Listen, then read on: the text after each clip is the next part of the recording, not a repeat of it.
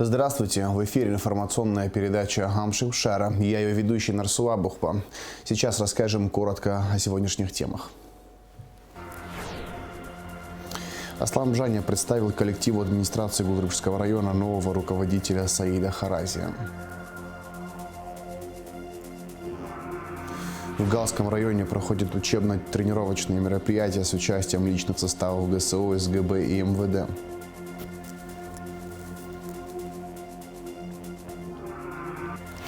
Вице-президент Бадра Гунба принял делегацию Министерства культуры Чечни. В Абхазии начались Дни культуры Чеченской Республики.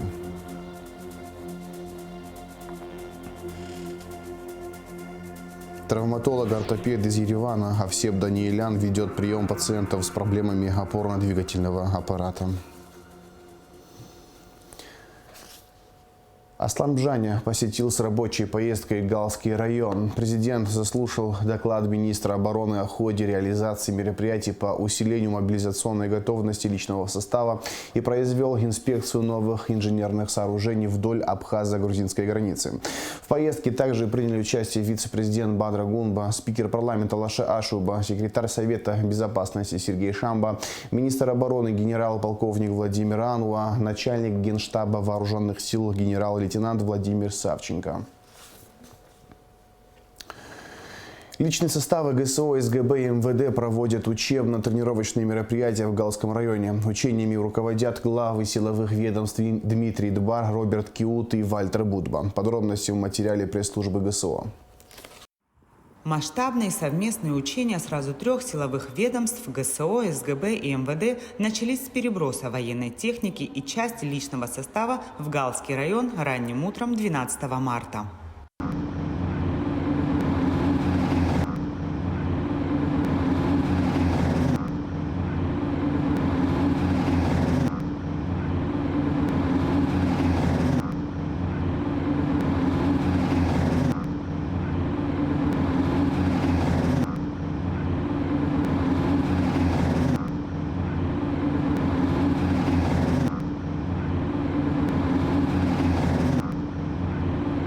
Государственная служба охраны, служба госбезопасности и Министерство внутренних дел по поручению главнокомандующего президента Аслана Бжаня разработали программу оперативно-тактических учений, в которой отразили сценарии наиболее явных угроз с учетом международной и приграничной с Галом обстановки. Подразделения, которые задействованы в данных учениях, считаем, что они готовы. Предварительно проводились подготовки, план мероприятий и все остальное. Это отрабатывались действия тактические. И, соответственно, сегодня мы выходим на финальный этап проведения данного мероприятия. Оно направлено на пресечение, возможно, диверсионной, террористической и иной деятельности противника. То есть в случае каких-то боевых действий. В принципе, в рамках этих учений отрабатываем самое основное. Это наше взаимодействие, то есть налаживание. Такого рода масштабные учения мы проводим впервые, но у нас отдельно, как говорится, по группам мы такого учения проводим. Но сегодня актуальность возросла с учетом событий, которые происходят вокруг Республики Абхазия, с учетом тех угроз, которые существуют. Соответственно, дабы исключить эту возможность, сегодня мы проводим более масштабные. В рамках трехдневных учений отработают первоочередные мероприятия по противодействию возможным террористическим атакам. Особое внимание силовики уделят предпринятым мерам при проверке информации о вероятном заражении сетей водоснабжения, оперативности реагирования экстренных служб при поступлении сигнала о минировании объекта органов государственной власти. Учения проходят под пристальным вниманием руководителей силовых структур, среди которых начальник ГСО генерал-майор Дмитрий Дбар. По приказу главнокомандующего Аслана Георгиевича Бжаня проходят учения в данном Гальском районе. Задействованы три ведомства, это СГБ, ГСО и МВД.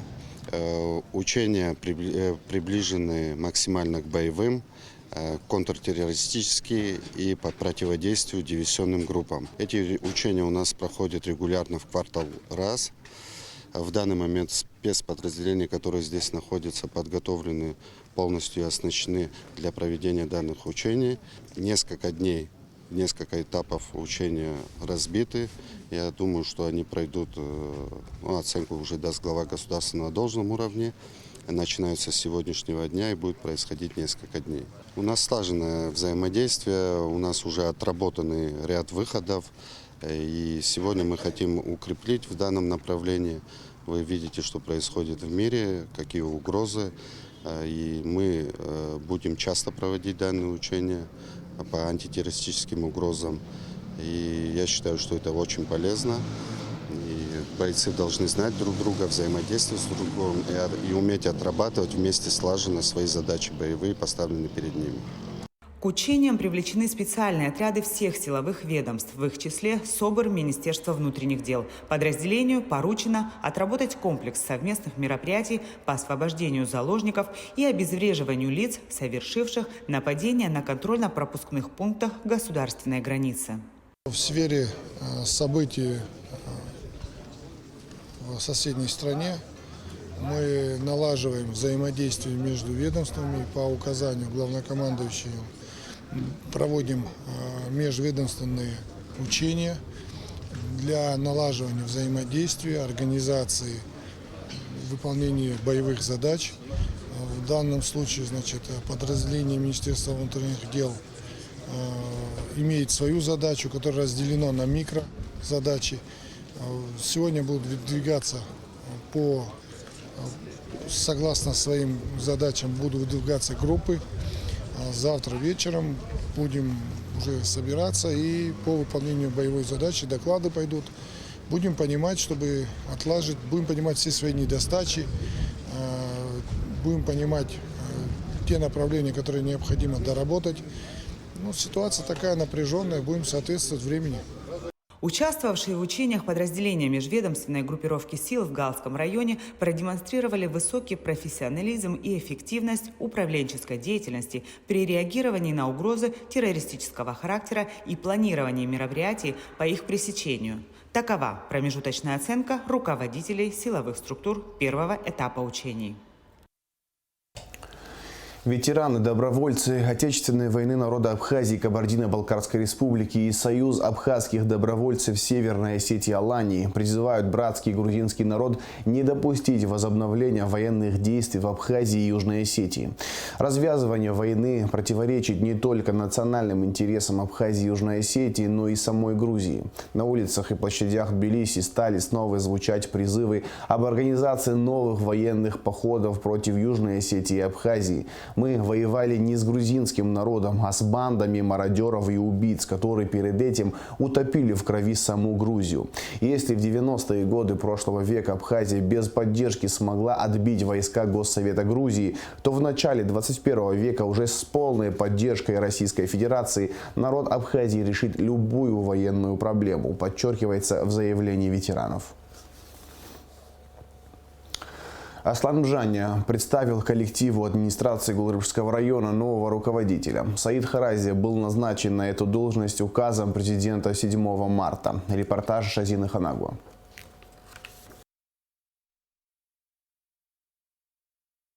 Представляя нового главу района, Аслан Бжаня выразил надежду на то, что рассчитывает на нового руководителя. Есть куда расти, есть проблемы, которые необходимо решать, подчеркнул президент. Глава государства обратил особое внимание на сохранение межнациональной дружбы и межнационального мира. Любое кадровое решение должно приносить больше положительных результатов, чем было до этого. Я, как президент страны, на это рассчитываю. Есть куда расти. Есть проблемы, которые необходимо решать. И самое главное, весь наш труд руководства района, труд Саида Геннадьевича должен быть направлен на служение нашим жителям, жителям Гулрыбского района и нашей республики. Очень важный момент, на который я хотел акцентировать ваше внимание, это сохранение межнациональной дружбы и межнационального мира. К сожалению, у нас так часто бывает, когда выступают общественные деятели и, не имея никаких поводов, затрагивают эту щепетильную тему. Здесь бок о бок трудятся представители многих национальностей. В этом смысле Гулрыбский район является уникальным. И меня радует, что в этом зале представители всех национальностей, проживающих в Гулрыбском районе. Я уверен в том, что таланты каждого из вас будут в рамках совместной работы приумножены. Аслан Бжаня подчеркнул сложность нынешнего времени, специальную военную операцию России на Украине и сложившуюся ситуацию в Грузии. Знаете, что живем мы не в простое время. Знаете о том, что ситуация вокруг России, нашего, по сути, единственного, но из таких крупных государств, стратегического партнера, резко обострилась. Знаете о том, что есть в Грузии реваншистские силы, которые вместе с коллективным Западом, это не оборот речи, это так оно и обстоит, хотят открыть второй фронт. И это уже не просто разговоры, это попытка, реальная попытка осуществить намеченное. Как это не кажется парадоксальным, мы сегодня хотим, чтобы действующее руководство Грузии сохранило свою власть, премьер-министр и его команда. Так уж получилось. Только потому, что они не сторонники войны. Все это на нас накладывает особый отпечаток. Как никогда нам необходимо сплотиться во имя сохранения нашего государства, во имя сохранения нашего многонационального народа Абхазии, во имя сохранения нашей культуры, самобытности. Глава государства отметил, что за 2 последних года в республике удалось начать реализовывать важные проекты, и эту тенденцию необходимо продолжить. Но вы видите, через какие дискуссии приходится нам проходить, чтобы реанимировать правильные вещи. Это то, что делается сегодня в Ачимчирском районе, в городе Сухум.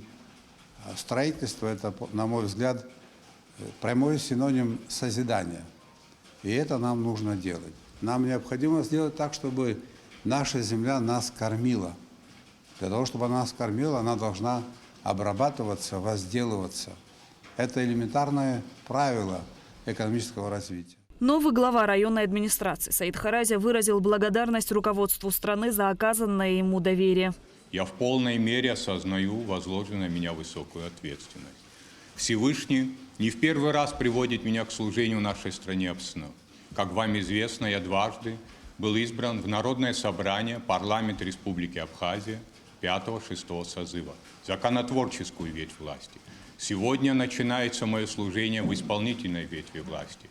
Я намного увереннее смотрю вперед, ибо знаю точно, что над нами Творец, любящий нашу страну ОБСНО, а за моими плечами опыт государственной деятельности, а рядом верные друзья, всем сердцем любящие нашу страну ОБСНО.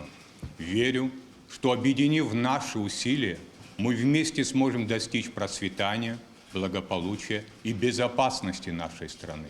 Президент выразил благодарность бывшему главе районной администрации Аслану Барателе и его команде и выразил надежду на то, что новый руководитель будет тесно контактировать с ним. Шазина Ханагу, Алексей Баструков, Абхазское телевидение. С 13 по 17 марта в Абхазии пройдут Дни культуры Чеченской Республики. Делегацию Министерства культуры Чечни принял вице-президент Бадр Гунба. На вечером состоялась церемония открытия Дней культуры показом спектакля Русского театра драмы имени Лермонтова «Белла. Герой нашего времени». Также запланированы концерты мастеров искусств Чеченской государственной филармонии, Государственного академического ансамбля народного танца «Войнах». Приветствуя гостей из Чеченской Республики, вице-президент Бадр Гунба отметил, что с культурой братских народов Кавказа Абхазия хорошо знакома и очень отрадно, что в республике проходят Дни культуры Чечни. Абхазский зритель хорошо знает культуру, самобытность, традиции Чеченской Республики, потому как эта культура нам близка. Мы все представители большого кавказского народа, схожесть наших культур, самобытности требует того, чтобы мы часто общались. Это очень важное направление взаимодействия в области культуры, и мы, безусловно, будем наращивать эти взаимоотношения. В год проведения Дней культуры совпало с годом празднования победы в Отечественной войне народа Абхазии. В этой связи я бы хотел, пользуясь моментом, поблагодарить представителей братских народов Северного Кавказа, в том числе и ребят из Чечни, которые плечом к плечу защищали независимость нашей Родины. Первый заместитель министра культуры Чеченской Республики Марет Байсарова от лица министра Айшат Кадыровой поблагодарила руководство Абхазии за возможность приехать в республику и выразила надежду на дальнейшее плодотворное сотрудничество. По дороге в Сухум завернули в этнический музейный парк, поближе познакомились с вашими традициями, обычаями. И скажу вам, слушали и в каждом находили схожесть с нашими традициями и обычаями. И нам было это очень приятно. Надеемся на дальнейшее сотрудничество не только в культуре, но и между республиками. Директор Департамента социально-культурной деятельности и отдела искусств Министерства культуры Чеченской Республики Якуб Малаев также поблагодарил за предоставленную возможность познакомить абхазского зрителя с чеченской культурой. Очень приятно сегодня находиться здесь. Для нас, для делегации Министерства культуры Чеченской Республики, за честь представлять и наше ведомство, и нашу республику, и наш братский народ. Очень теплые дружеские и братские отношения сложились еще давно между нашими народами. Представители Республики Абхазия не раз бывали на гостеприимной чеченской земле, принимали участие в культурных, спортивных, иных форумах, которые у нас проводятся, показывали хорошие результаты, занимали призовые места и с гордо поднятой головой возвращались к себе на родину.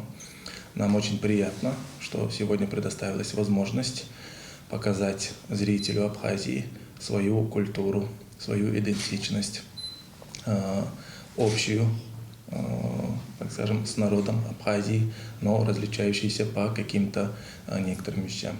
В завершении официальной встречи вице-президент Бадра Гумба и гости из Чеченской Республики обменялись памятными подарками. Аля Катрапш, Алексей Агухава, Абхазское телевидение. Состоялось заседание членов Общественной палаты, утвержденных президентом Астан Абжани и представителей органов местного самоуправления, избранных 10 марта. С 13 по 24 марта политические партии и общественные организации должны представить кандидатуры для избрания в новый состав палаты. Проведение конкурсного отбора назначено на 27 марта. Общественная палата формируется из 13 граждан, утверждаемых президентом, 11 представителей районов и городов, 11 представителей политпартий и общественно-политических движений. Заведены уголовные дела по факту незаконного приобретения, хранения и перевозки наркотических средств в особо крупном размере. Далее в нашем выпуске оперативная сводка МВД. Органам предварительного расследования Гудаутского РОВД расследуется уголовное дело по факту незаконного приобретения, хранения, перевозки наркотических средств. Задержан и водворен в изолятор временного содержания Иналыпа Тимур Людвигович, 1988 года рождения, житель поселка Бзыпта, у которого в ходе личного досмотра было обнаружено и изъято наркотическое средство метадон, что установлено в результате исследования, проведенного экспертами экспертно-криминалистического центра МВД Республики Абхазия. Оперативную информацию реализовали сотрудники отдела уголовного розыска, отдела внутренних дел по Гудаутскому району. Тимур Иналыпа отпущен под подписку о невыезде. Незаконные приобретения, хранение, перевозка наркотических средств в особо крупном размере вменяется жителю столицы Чанба Демендиковичу, 1981 года рождения. Последний задержан в результате проведенных оперативно-розыскных мероприятий в городе Сухум по улице Адлиба сотрудниками отдела уголовного розыска УВД по городу Сухум. В ходе личного досмотра вышеназванного гражданина сотрудниками милиции обнаружен и изъят заизолированный красной лентой сверток, при вскрытии которого были обнаружены еще 2 свертка с расфасованным в маленькие свертки веществом светлого цвета внутри. Все обнаруженное было направлено на исследование в экспертно-криминалистический центр МВД Республики, где и была установлена принадлежность изъятого вещества к наркотическому средству метадон массой порядка 5 грамм, что является особо крупным размером. Расследование в рамках уголовного дела, возбужденного по части 3 статьи 223 Уголовного кодекса Республики Абхазия, проводит следственный отдел УВД по городу Сухум. В отношении задержанного судом города Сухум избрана мера пресечения – домашний арест. Министерство просвещения Абхазии при поддержке образовательного центра «Сириус» продолжает прием заявок на различные образовательные программы. Уже запущен отбор на июньскую программу по информатике. Первый этап прошли 32 школьника. Теперь объявлен набор по направлению физика, старт в науку. К участию приглашаются школьники 6-7 классов, прошедшие отбор по программе 7 класса. Регистрация открыта до 2 апреля. Подать заявку можно на официальном сайте «Сириуса». Участников, прошедших все этапы отбора, ждут теоретические и практические занятия по физике, лекции и семинары ведущих педагогов. Планируется она где-то в сентябре месяце. Вот, сейчас будет также проходить учебный отбор, да, первый этап, а потом уже позже, в течение месяца, я думаю, будут известны результаты. Сейчас главное зарегистрироваться, специальных знаний там не требуется, достаточно школьной программы. Вот, поэтому тех, кто хочет быть действительно подкованным в науке, да, в науке такой как физика, кто, может быть, сегодня еще не совсем ее любит, но хочет с ней познакомиться поближе, углубить свои знания. Я призываю всех родителей посодействовать своим детям. В этом году у нас возможность уникально принять в 15 их программах различных. Это и математика, и химия, биология, генетика. Поэтому я хочу еще раз нашим телезрителям сказать, чтобы они следили за новостями в наших социальных сетях, в наших группах в Инстаграме, в Фейсбуке, в Телеграме. Вот, не пропускайте эти новости, участвуйте, потому что действительно для развития детей у нас вот здесь вот совсем рядом есть такой замечательный образовательный центр, и уже со школьной скамьи мы начинаем отбор, да, и эти возможности, они вот здесь совсем рядом. Союз писателей объявил 2023 год годом абхазской литературы. В рамках юбилейных мероприятий намечены литературные встречи, вечера поэзии, круглые столы, конкурсы, фестивали, семинары для начинающих литераторов, фотовыставки и многое другое. В честь юбилея будут изданы коллективные сборники поэзии на абхазском и русском языках, сборник рассказов на русском языке и буклет «Союзу писателей Абхазии 90 лет». Союзом писателей совместно с Ассоциацией писателей также составлен сборник стихов об Отечественной войне народа Абхазии, приуроченный к 30-летию Победы. Стартовали ежегодные профориентационные мероприятия АГУ. В этом году по традиции цикл встреч старшеклассников с профессорско-преподавательским составом АГУ начался с города Ткварчал. В первый день профориентации также было объявлено о проведении Олимпиады школьников «Путь к вершинам-2023». Репортаж Рады Чачава. Выбери работу по душе, и тебе не придется работать ни одного дня. Мы множество раз слышали это крылатое изречение авторства Конфуция. Мировая статистика философу древности вторит. Многие люди недовольны выбором профессии. Правильно определиться с делом всей жизни может помочь профориентация. Выбор профессии на современном рынке труда широчайший. Куда идти учиться после школы подростки часто не представляют. И именно в этом им помогают профориентационные мероприятия АГУ, первое из которых университет провел в Ткварчале. Первое – это ознакомление выпускников школ района с теми направлениями, по которым мы будем принимать выпускников школ Абхазии в этом году. И второе, самое главное, наша встреча носит прикладной характер – это помощь выпускникам школ Абхазии в подготовке к Олимпиаде школьников «Путь к вершинам» и вступительным испытаниям. То есть проведение мастер-классов по всем предметам, по которым будет осуществлять прием абитуриентов Абхазский государственный университет. Каждый из факультетов и отделений АГУ представляли педагоги, доценты и профессора. Они охотно отвечали на вопросы школьников, презентовали свои учебные программы и помогали ребятам определиться с выбором специальности. В этом году Абхазский государственный университет будет осуществлять прием абитуриентов по 32 направлениям подготовки специальности. В апреле текущего года мы будем проводить Олимпиаду школьников «Путь к вершинам» по всем направлениям подготовки специальностям, по которым будет осуществлять прием Абхазский государственный университет. На все направления предусмотрена бюджетная основа обучения. В прошлом году в Олимпиаде школьников «Путь к вершине» приняли участие 310 учеников из всех районов республики. 58 победителей и призеров получили возможность поступить в университет без сдачи экзаменов и были рекомендованы на бюджетные места. Председателем приемной комиссии ректора Абхазского государственного университета Олегом Алексеевичем Гларами принимается решение о предоставлении равных возможностей для всех участников Олимпиады, и поэтому на специальности международные отношения также будет предоставлено участникам Олимпиады бюджетное место. В этом году победители и призеры Олимпиады также будут рекомендованы к зачислению на бюджетные места вуза. Будущие студенты рассказали, что мероприятия по профориентации им действительно помогли получше разобраться в множестве профессий. Профориентационные мероприятия пройдут во всех районах Абхазии. Рада Чачава, Анатолий Малания, Абхазское телевидение.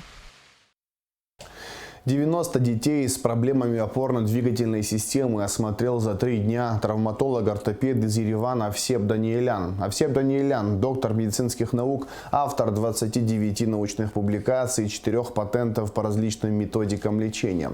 Приезд специалиста стал возможен благодаря КБФ Ашана и при поддержке Министерства здравоохранения. Подробности в репортаже Сарии Кварасхели.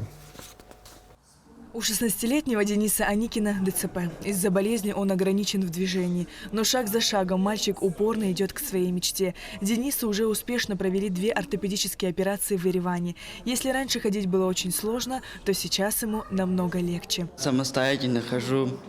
Я чувствую на ногах, мне легко наступать. Это благодаря фонду Ашаны. Спасибо им большое. Узнав, что в Абхазию прибыл травматолог-ортопед Овсеп Даниэлян, семья Дениса привезла его в Сухумский реабилитационный центр. Денис с нетерпением ждал встречи с врачом, который его не раз осматривал. Мама мальчика поблагодарила фонд Ашана за такую возможность. Через фонд Ашаны мы в Ереван попали, оперировали. Мы очень довольны, очень благодарны. Я очень рада, что я своего сына на ноги поставила. Прием ведущего врача-ортопеда из Еревана Овсепа Даниэляна проводится в рамках проекта фонда Ашана «Здоровое поколение» при поддержке Минздрава Абхазии. По словам директора КБФ Мактина Джинжоля, Овсеп Даниэлян уже провел осмотр в Гудауте и в Сухуме. Врач будет находиться в Абхазии до 17 марта. В течение 3 дней было осмотрено порядка 90 детей с различными нарушениями функции опорно-двигательного аппарата. Уже выявлено 8 детей, которым необходимы ортезы. В течение нахождения Овсепа Ведиковича в Абхазии будут взяты слепки гипсовые, и фонд также будет им заказывать ортезы в Ереване, которые по мере изготовления будут направлены в Абхазию. Данная медицинская акция дает возможность гражданам, у которых есть нарушение функции опорно-двигательного аппарата, не выезжая за пределы Абхазии, получить консультацию специалиста. Мы стабильно 2 раза в год приглашаем врача Овсепа Ведиковича.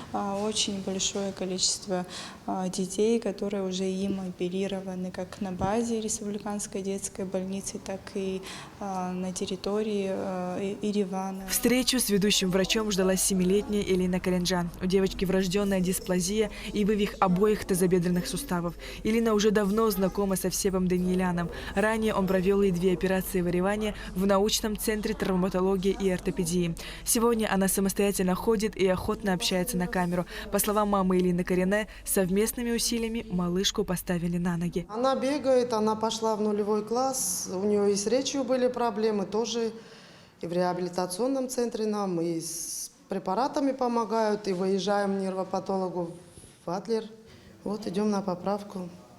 Вроде бы все успешно получается, она старается, и мы тоже. Приезд специалистов из-за рубежа и обмен опытом позволяют медицине развиваться и переходить к более эффективным методам лечения и, конечно же, значительно улучшить состояние здоровья маленьких пациентов, отмечают специалисты. Возможности у нас ограничены в плане обследований, в плане лечения, поэтому пытаемся как-то в этом плане улучшить снабжение и возможности наши. А так, конечно, отправляют на данный момент в плане в Ереване там костные операции делают, у нас нет рентгена определенного, да, и стола, можно так сказать, какие-то есть моменты, которые нам очень нужны. Обещает Минздрав приобрести оборудование и уже будем улучшать спектр возможностей, можно так сказать. В реабилитационном центре созданы все удобства для детишек с ограниченными возможностями здоровья. Здесь есть бассейн с гидромассажем, тренажерный зал, кабинеты для занятий, оборудованы кухня, столовая и прачечная. На учете здесь больше 120 детей с различными патологиями. 18 коек мест дети с родителями со всей Абхазии находятся в течение месяца. Все бесплатно, весь курс, питание, нахождение, препараты довольно дорогие и необходимые препараты. У нас государство, да, Минздрав обеспечивает. Ежегодно их количество добавляется и по разным причинам. Внутриутробные инфекции, родовые травмы. Фонд Ашана берет на себя все финансовые затраты по заказу и изготовлению ортезов в Ереване, а также в случае необходимости фонд готов оплатить операции, которые будут проведены в Республиканской детской больнице. Серия Кварцхеля, Фатима Гергия, Джамбул Чхапелия, Абхазское телевидение. 16 марта в 16 часов в Ишерском музее боевой славы состоится памятный вечер, приуроченный к 30-й годовщине мартовской наступательной операции. В 19:00 в память о погибших будут зажжены свечи на Гуместинском мосту в селе Нижняя Ишера. Организаторы приглашают всех желающих присоединиться к акции. В завершении выпуска расскажем о погоде. По сообщению Гидрометцентра, во вторник, 14 марта, на территории Абхазии ожидается облачная погода. Температура воздуха ночью 5-10, днем 11-16 градусов тепла. Температура морской воды плюс 9 градусов.